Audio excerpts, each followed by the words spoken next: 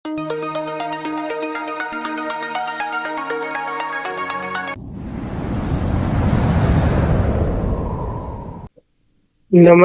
ગુજરાતના અધિકારી મિત્રો, આજે આપણે જોવાના છે 5 ઓક્ટોબર 2025 નું મોસ્ટ ઇમ્પોર્ટન્ટ કરંટ અફેર્સ. તે પહેલા ખાસ કરીને ચેનલ ઉપર નવા હોય તો ચેનલને સબસ્ક્રાઇબ કરી લેવી, વિડીયો પસંદ આવે લાઈક કરવું અને તમારા મિત્રો સુધી અવશ્યથી શેર કરી દેવું. ચલીએ આજના ઇમ્પોર્ટન્ટ ક્લાસની આપણે શરૂઆત કરીએ. તો કઈ સંસ્થા દ્વારા ચુકવણી નિયમનકારી બોર્ડની સ્થાપના થઈ, જેમાં સહસભ્ય અને કાર્યકાળ 2 વર્ષનો રહેશે? તો આરબીઆઈ આ સ્થાપના કરી ચુકવણીના નિયમનકારી માટે. જોઈ લઈએ સંપૂર્ણ માહિતી. રિઝર્વ બેંક ઓફ ઇન્ડિયા એટલે કે આરબીઆઈ ભારતની ચુકવણી પ્રણાલીની દેખરેખ અને નિયમનકારી માટે સહસભ્યવાળી એક પેનલ અથવા તો એક બોર્ડ બનાવ્યું, જે ચુકવણી નિયમનકારી બોર્ડ તરીકે ઓળખાશે અને એની સ્થાપના કરી. આ બોર્ડ ચુકવણી સમાધાન પ્રણાલી અને નિયમનકારી દેખરેખ માટેનું બોર્ડનું સ્થાપના છે, જે દેશભરમાં થયેલી ચુકવણી પ્રણાલી જેમ કે યુપીઆઈ, એનઈએફટી, આરટીજીસી, આઈપીએસ વગેરે વોલેટ, ડિજિટલ રૂપિયો નિયમનકારી કરશે. આ બેંકો, ફિનટેક, વોલેટ કંપની જે પેમેન્ટ સર્વિસ પ્રોવાઈડ કરતી હોય ને તે પ્રવૃત્તિ ઉપર નજર રાખશે. તે ગભલા તો નથી કરતી ને, એના માટે આ ચુકવણી નિયમનકારી બોર્ડ રચના ચુકવણી અને સમાધાન પ્રણાલી અધિનિયમ 2007 હેઠળ કરવામાં આવી રહી છે, જેમાં સહસભ્ય અને એનો કાર્યકાળ 2 વર્ષનો રહેશે. તો મોસ્ટ ઇમ્પોર્ટન્ટ આરબીઆઈ નું તો ગમે કરંટ અફેર એકવાર પ્રશ્નમાં હોય જ. જ્યારે ઓલાની વાત કરીએ આરબીઆઈ ની, જેનું full form reserve bank of India થાય છે, એની રચના 1 એપ્રિલ 1935 ના રોજ યંગ હિલ્ટન કમિશનની ભલામણથી મુખ્ય મથક મુંબઈ ખાતે છે. રાષ્ટ્રીયકરણ 1 જાન્યુઆરી 1949 માં થયું હતું. રાજ્યપાલ સંજય મલ્હોત્રા છે 26મા નંબરના. પેલા ગવર્નર તો કે સર ઓસ્બોર્ન સ્મિથ હતા. પ્રથમ ભારતીય ગવર્નર સીડી દેશમુખ હતા. પ્રથમ ગુજરાતી આઈસી પટેલ હતા. આરબીઆઈ માં 4 ડેપ્યુટી ગવર્નર હોય છે.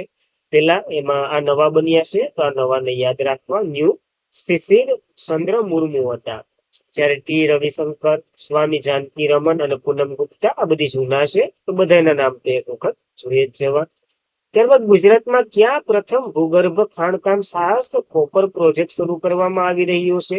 તો આ ક્યાં? તો બનાસકાંઠાના અંબાજી તાલુકા એટલે કે અંબાજી તાલુકાના જે ડુંગરો આવેલા છે ને ત્યાં. તો ગુજરાત મિનરલ ડેવલપમેન્ટ કોર્પોરેશન, જેને અંબાજી કોપર પ્રોજેક્ટ શરૂ કર્યો, અને ગુજરાતનો પ્રથમ ભૂગર્ભ ખાણકામ સાહસ અને દેશનો સૌથી મોટો કોપર પહેલમાંનો એક છે. આ ઇમ્પોર્ટન્ટ થાય. આ પ્રોજેક્ટ એવા સમયે શરૂ કર્યો જ્યારે ભારત તાંબામાં જરૂરિયાતની લગભગ 90% આયાત કરી રહ્યું છે, છતાં ઇલેક્ટ્રોનિક ગતિશીલ નવીનીકરણ ઉર્જા અને આધુનિક માળખાની સુવિધાને વિકાસની ધાતુની માંગ સતત વધી રહી છે. આપણને ખબર જ છે અંબાજીમાંથી જાતે શું કે તાંબુ, જસત, શીશુ ત્રણેય મળી આવે, અને આ જે બ્લોક છે ને એમાં 10 મિલિયન ટન જેટલું આ બધી સુપાયેલું છે, એવું સર્વે કરવામાં આવ્યું, જે 22,000 કરોડ તાંબુ અને મૂલ્ય લગભગ 18,000 કરોડ જેટલું છે. ખાસ ઇમ્પોર્ટન્ટ ધરાવે, પ્રથમ છે એટલા માટે. ત્યારબાદ M3M હુરુન ઇન્ડિયા રીસ લિસ્ટ 2025 અનુસાર ભારતના સૌથી ધનિક વ્યક્તિ કોણ બન્યા છે? તો આપણા કાકા એટલે કે મુકેશ અંબાણી બન્યા છે. તો મુકેશ કાકા બન્યા, યાદ રાખવા. M3M હુરુન ઇન્ડેક્સ રીસ લિસ્ટ 2025 અનુસાર રિલાયન્સ ઇન્ડસ્ટ્રીના ચેરમેન મુકેશ કાકા, જે ફરી એકવાર ભારતના સૌથી ધનિક વ્યક્તિ બન્યા છે. ઇમ્પોર્ટન્ટ ધરાવે. તેની કુલ સંપત્તિ આશ્ચર્યજનક રીતે 9.95 લાખ કરોડ છે, જે ક્યારેય યાદ નહીં રાખવાનું. બીજા નંબર ઉપર ગૌતમ અદાણી છે, એનું ક્યારેય સંપત્તિ યાદ નહીં રાખવાની. તો ખાસ બંને આ જ છે. તો આની 14મી આવૃત્તિ બહાર પાડવામાં આવી, યાદ રાખવી. હુરુન રિસર્ચ ઇન્સ્ટિટ્યુશન એ M3M ઇન્ડિયા દ્વારા આ બહાર પાડવામાં આવ્યો છે. ઇમ્પોર્ટન્ટ. મુકેશ અંબાણીની વાત કરીએ તો પહેલા નંબર ઉપર છે પરિવાર સાથે, ગૌતમ અદાણી અને એનો પરિવાર બીજા નંબરે છે. જ્યારે પેલી મહિલાની વાત કરીએ ને તો રોશની નાદર અને એનો પરિવાર છે. તો કેવી રીતના પ્રશ્ન પૂછો એ જોઈ અને ટીક કરવું. ત્યારબાદ ASSF junior world cup Bharat medal ટેલીમાં ટોચ ઉપર રહ્યું છે. તો ભારતે પોતાનો દબદબો જમાવી રાખ્યો. છેલ્લે શું કહેવાય, બાજી પલટી નાખી. પહેલો તબક્કો 19 મે થી 27 મે સુહલ જર્મની ખાતે યોજાઈ હતી. બીજો તબક્કો 24 સપ્ટેમ્બર થી 2 ઓક્ટોબર નવી દિલ્હીમાં યોજાયું હતું અને સમાપ્ત થઈ ગયું. કુલ મેડલમાં વાત કરીએ તો ભારતે 11 ગોલ્ડ, 14 સિલ્વર અને 12 બ્રોન્ઝ મેડલ જીત્યા છે. તો ખાસ આંકડા સહિત યાદ રાખવા, કારણ કે ભારતનો દબદબો રહ્યો. ત્યારબાદ ટાટા એડવાન્સ જે સિસ્ટમ લિમિટેડે ભારતમાં બનેલું એરબસ S-125 હેલિકોપ્ટર 2027 સુધીમાં કયા રાજ્યના જે કોલાર જિલ્લામાં લોન્ચ કરશે? તો કોલાર ગોલ્ડ ને બધી તમને ખબર હશે, રોકીભાઈ વાળું કર્ણાટકમાં જ આવેલું છે, તો એ યાદ રાખી લેવું. ખાનગી ક્ષેત્રનું ભારતની પ્રથમ હેલિકોપ્ટર ફ્લાઇટ જે એસેમ્બલી લાઇન કર્ણાટકના કોલાર જિલ્લામાં વેગમન ખાતે બનાવવામાં આવી રહી છે. અને આ તો કે S-125 હેલિકોપ્ટર થી ઉડાન ભરશે. IMC લેન્ડ એડવાન્સ એટલે કે ટાટા એડવાન્સ સિસ્ટમ લિમિટેડ દ્વારા સ્થાપિત કરવામાં આવી રહી છે. જ્યારે આનું ઉત્પાદન એરબસ અને ટાટા એડવાન્સ રિસર્ચ જે સિસ્ટમ લિમિટેડે કર્યું હતું. તો ખાસ ઇમ્પોર્ટન્ટ ટાટાનું છે અને ટાટા ઉડાડવાનું છે ક્યાં? તો કે કર્ણાટકના કોલારમાં. જ્યારે એરબસ 125 હેલિકોપ્ટરની વાત કરીએ, લાઇટ યુનિટ હેલિકોપ્ટર છે. આ સિંગલ એન્જિનનો ઉપયોગ થાય છે. આનું ઉત્પાદન એરબસ એટલે કે યુરોપ ફ્રાન્સની એક છે ઇન્ડિયન સંરક્ષણ કંપની છે એના દ્વારા થયું હતું. ટાટા એડવાન્સ સિસ્ટમ લિમિટેડની વાત કરીએ, એક ખાનગી કંપની છે. 2007માં એની રચના થઈ હતી. મુખ્ય મથક હૈદરાબાદમાં અને ચેરમેન બનમાલી અગ્રવાલ છે. તો ખાસ યાદ રાખવું, આ ઇમ્પોર્ટન્ટ છે એટલા માટે. ત્યારબાદ કઈ રાજ્ય સરકાર દ્વારા રામચંદ્ર ગુહાને મહાત્મા ગાંધી સેવા સન્માન 2025 આપવામાં આવ્યો છે? તો કર્ણાટકની સરકાર આપે છે. બંને કર્ણાટકના પ્રશ્નો જોઈ લીધા.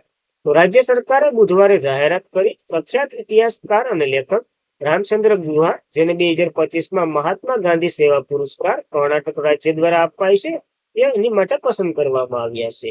અને આના પ્રખ્યાત પુસ્તકો છે ગાંધી પછીનું ભારત, ભારત પહેલાનું ગાંધી અને ગાંધી દુનિયાને બદલી નાખનાર વર્ષો. તો ટૂંકમાં ગાંધી બાપુના જ વખાણ કર્યા છે અને ગાંધી બાપુનો જ પુરસ્કાર આને આપ્યો છે.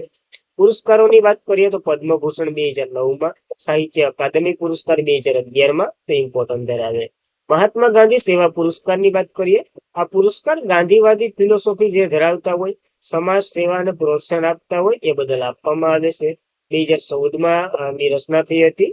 કર્ણાટક સરકાર આને આપે છે. ઇનામમાં 5 લાખ રૂપિયા રોકડ પૈસા આપે છે, યાદ રાખવું. ત્યારબાદ કયા વ્યક્તિએ સેન્ટ્રલ બેંક ઓફ ઇન્ડિયાના MD અને CEO તરીકેનો કાર્યભાર સંભાળ્યો છે? તો કલ્યાણ કુમારે આનો કાર્યભાર સંભાળ્યો છે. તો ટૂંકમાં 2 નિયુક્તિ થઈ છે. કલ્યાણ કુમાર સેન્ટ્રલ બેંક ઓફ ઇન્ડિયાના મેનેજિંગ ડિરેક્ટર બન્યા છે, જ્યારે Ashish Pandey union bank of ઇન્ડિયાના MD અને CEO બન્યા છે. તો ખાસ બંને MD અને CEO બન્યા છે, તો બંને નામો અને ઇમેજ જોઈ શકો, યાદ રાખ. બંને બેંકોની વાત કરીએ, central bank of India 21 December 1911ના રોજ એની રચના થઈ હતી. મુંબઈ ખાતે હેડક્વાર્ટર છે. કલ્યાણ કુમારાના MD અને CEO બન્યા અને 1911 થી તમામ માટે કેન્દ્ર એવી ટેગલાઇન છે. યુનિયન બેંક ઓફ ઇન્ડિયાની વાત કરીએ, 11 નવેમ્બર 1919માં રચના થઈ હતી. આનું મુખ્ય મથક મુંબઈમાં જ છે, જ્યારે CEO આશિષ પાંડે છે. ટેગલાઇન સારા લોકોને જેમની સાથે તમારું બેન્કિંગ કરી શકો.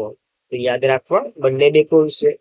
ત્યારબાદ સ્વપ્નિલ પાંડે દ્વારા વિંગ્સ ઓફ ધ વેલર પુસ્તક રજૂ થયું છે. સ્વપ્નિલ પાંડે એના લેખક વિંગ્સ ઓફ ધ વેલર ના, તો યાદ રાખવું. આ તો કે એર ચીફ માર્શલ આપણા છે ને APC, એના દ્વારા લોન્ચ કરવામાં આવ્યું છે.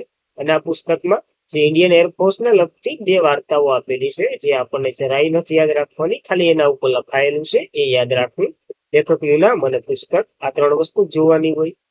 ત્યારબાદ ક્યાં યોજાયેલી 62મી રાષ્ટ્રીય ચેસ ચેમ્પિયનશિપમાં PV ઇન્ડિયાએ ચેમ્પિયનશિપ તરીકે ઉભરી આવ્યા છે? તો આંધ્રપ્રદેશમાં સમાપ્ત થઈ ગઈ. તો જોઈ લઈએ. 62મી રાષ્ટ્રીય ચેસ ચેમ્પિયનશિપ તાજેતરમાં જ વિન્સન યુનિવર્સિટી આંધ્રપ્રદેશ ખાતે પૂર્ણ થઈ. તમિલનાડુના ગ્રાન્ડ માસ્ટર છે ઇન્ડિયન પી, જે સતત પ્રદર્શન બાદ આ ઇવેન્ટ અથવા તો આ ઇવેન્ટ પોતાના નામે કરી છે. પી ઇન્ડિયનની વાત કરીએ, તેઓ તમિલનાડુના છે. 61માં ગ્રાન્ડ માસ્ટર હતા અને 2019માં એને ગ્રાન્ડ માસ્ટરનું ટાઇટલ મળ્યું હતું. જ્યારે રાષ્ટ્રીય ચેસ ચેમ્પિયનશિપની વાત કરીએ, જેનો આ પુરસ્કાર છે, 1955માં એની રચના થઈ હતી. દર 2 વર્ષે આ ગેમ યોજાય છે અને આંધ્રપ્રદેશ સરકારની ચેસ એસોસિએશન દ્વારા યોજવામાં આવે છે. ખાસ ઇમ્પોર્ટન્ટ ધરાવે, યાદ રાખવું. ત્યારબાદ મનસુખ માંડવિયાએ યુવા સશક્તિકરણ માટે માય ભારત જે મોબાઈલ એપનો શુભારંભ કર્યો, ક્યાંથી કર્યો? તો નવી દિલ્હી ખાતેથી કર્યો છે, યાદ રાખ. તો કેન્દ્રીય મંત્રી છે આપણા ડોક્ટર મનસુખ માંડવિયા 1 ઓક્ટોબર 2025ના રોજ નવી દિલ્હીમાં my Bharat mobile application launching કર્યું. આ પગલું માય ભારત પ્લેટફોર્મ, એક ઓનલાઈન જે યુવા નેતૃત્વ સામાજિક જોડાણ પોર્ટલની પણ શરૂઆત કરી છે. તો આ બંને લોન્ચ કર્યા.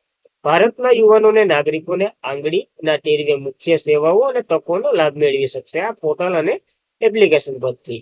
યુવાઓ માટે ફોન દ્વારા ભાગ લેવાનું સરળ બનશે, ખાસ કરીને જે દૂર અને ગ્રામીણ વિસ્તારોના, જેમાં ઇન્ટર્નશીપ, સ્વયંસેવક અને સામાજિક સેવાઓ એવી તકનીકો મળશે. આ યુવાનો ભારત સરકાર દ્વારા ચલાવવામાં આવતું એક રાષ્ટ્રીય અભિયાન અને એની પહેલો સીધું જોડશે. ખાસ ઇમ્પોર્ટન્ટ છે આ પોર્ટલ અને એપ.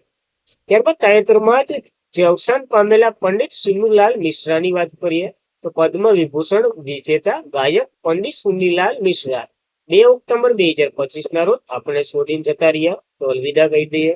હિન્દુસ્તાની શાસ્ત્રીય સંગીતના દિગ્દર્શક હતા, જેઓએ ખ્યાલ, ઠુમરી, દાદર આ બધી એના ક્રાઇટેરિયા હિન્દુસ્તાની સંગીતના ભાગો છે જે તમને વારસો હેરકી રીતના ભણ્યો હોય તો તમને યાદ જ હશે. 1936માં આઝમગઢ ખાતે એનો જન્મ થયો હતો.